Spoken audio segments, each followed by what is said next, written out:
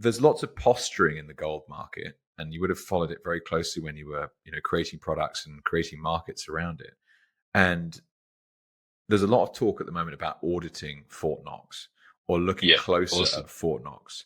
And it's not been looked at, it's not been officially audited for a long time. I can't remember, it's 1953 or something insane, right? Mm-hmm.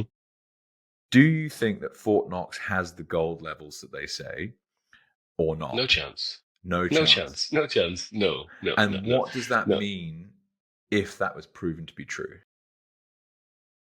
Well, the dollar not being backed by gold, not that much, apart from the confidence in the USA. Like basically, Yes. and about half the people still think that, the pound, the euro, the dollar are backed by gold, which obviously is not the case. And most central banks, like the Dutch central bank, the English, even the Fed, they basically state, yeah, we keep the gold for just in case in the future.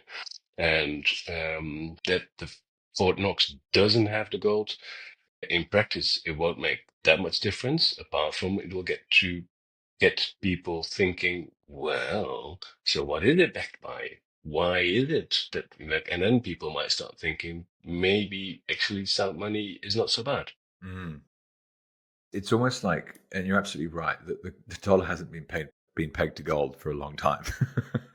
So the actual 71. the actual mechanics of the value of the dollar don't change because everyone knows they just print as much as they want. But the confidence in the United States government would take a big blow.